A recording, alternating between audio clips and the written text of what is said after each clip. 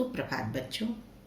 आज की वीडियो में मैं पुस्तक गद्य संकलन पाठ क्या निराश हुआ जाए, जिसके लेखक हजारी प्रसाद द्विवेदी जी हैं, पढ़ाने जा रही हूँ। आचार्य हजारी प्रसाद द्विवेदी जी का जन्म 9 अगस्त 1907 को ओज बलिया उत्तर प्रदेश में हुआ। इनका बचपन का नाम बैजनाथ द्विवेदी था। 19 मई 1979 को इनका देहांत हो गया। इनकी हिंदी की उत्कृष्ट सेवाओं के लिए भारत के राष्ट्रपति द्वारा पद्म विभूषण उपाधि से अलंकृत किया गया। द्विवेदी जी को संस्कृत, प्राकृत, अपभ्रांस, बंगला आदि भाषाओं का गहरा ज्ञान था तथा इतिहास, दर्शन, संस्कृति, धर्मशास्त्र आदि पर भी महारत हासिल था। द्विवेदी जी एक उत्कृष्ट निबंधकार तथा उपन्यासकार थे। हिंदी साहित्य का इतिहास, भारतीय धर्म साधना, सूरदास, कबीर, अशोक के फूल, चारु चंद्र लेखा, अल्पलता आदि इनकी प्रमुख कृतियां हैं। द्विवेदी जी की भाषा विषय के अनुसार तथा अनुकूल और संस्कृत निष्ठ है। आचार्य हजारी प्रसाद द्विवेदी द्वारा लिखित क्या निराश हुआ जाए एक शिक्षाप्रद लेख है। आधुनिक युग में फैले भ्रष्टाचार और अनाचार को देखते हुए दिल बैठने लगता है। चोरी, डकैती, तस्करी एवं बेईमानी की घटनाएं बढ़ती जा रही है। क्या यही महान मर्सियों के सपनों का भारत है? स्वार्थ और लोभ का बोलबाला है। ऐसी अवस्था में लेखक सकारात्मक सोच का आश्रय लेता है। उसे अब भी आशा की किरण दिखाई देती है। उसे विश्वास है कि भारत महान बनेगा। वह अपने मन से पूछता है कि हे मन, क्या निराश हुआ जाए? यहाँ निराश होने की आवश्यकता नहीं है। यहाँ परिवर्तन की आवश्यकता है। मनुष्यता जो है अभी समाप्त नहीं हुई है। सकारात्मक सोच और उच्च विचार मनुष्य को महान बनाएंगे। लेखक के अनुसार हर आदमी में गुण एवं दोष होते हैं।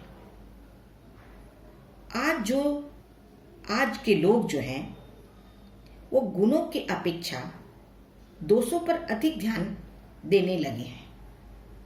यही कारण है कि हर व्यक्ति, चाहे वो छोटा हो या बड़ा, संदेह की दृष्टि से देखा जाता है। आज हर आदमी दोषी दिखने लगा है। हमारा महान संस्कृति सभ्यता वाला देश आज जो मनुष्यों का देश नहीं रह गया है। ऐसा सोचना उचित नहीं होगा, क्योंकि भले ही ईमानदारी और मेहनत से काम करने वाले लोग दुखी और झूठ तथा फरेब से रोजगार करने वाले व्यक्ति सुखी दिखाई दे रहे हो, पर भारत में अब भी महान मूल्यों को भुलाया नहीं जा सकता। महान मूल्यों में आस्था न पहले छोड़ी थी और न ही अब। आधुनिक युग में सुख सुविधाओं के साधनों के बढ़ने के साथ साथ धन संकट की प्रवृत्ति को भी बढ़ावा मिला है।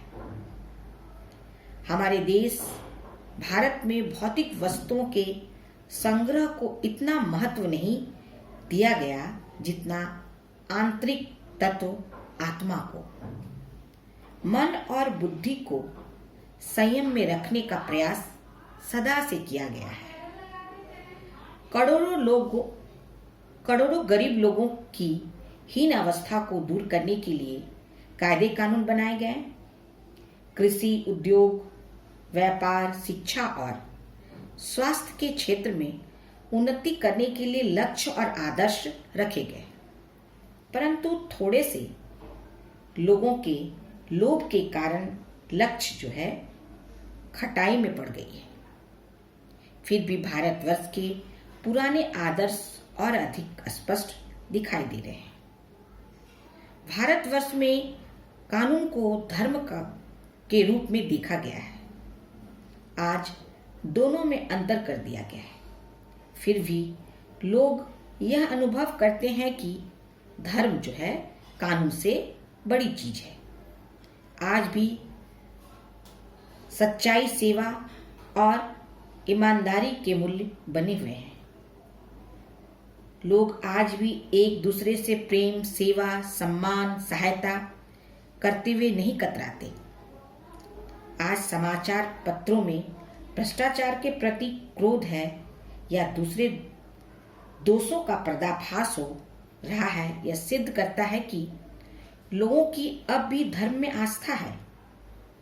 बुराई में रस लेना बुरी बात है, पर अच्छाई में रस लेकर उजागर न करना और भी बुरी बात है। अच्छाई को भी प्रकट करने से अच्छाई सामने आएगी, बुराई नहीं। ऐसी विचार की बात लेखक करते हैं।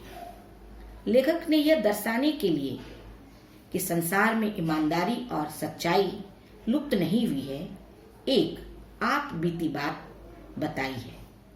रेलवे स्टेशन पर लेखक ने टिकट लेते समय गलती से 10 की वजह 100 रुपये का नोट दे दिया और जल्दबाजी में गाड़ी में आकर बैठ गए। थोड़ी देर में ईमानदार टिकट बाबू ढूंढता हुआ लेखक के पास पहुंचा। उसने लेखक को 90 रुपये लौटाए। लौटाते समय संतोष की सांस ली। लोगों में दया भाव अब भी है। लोगों में मनुष्यता समाप्त नहीं हुई है।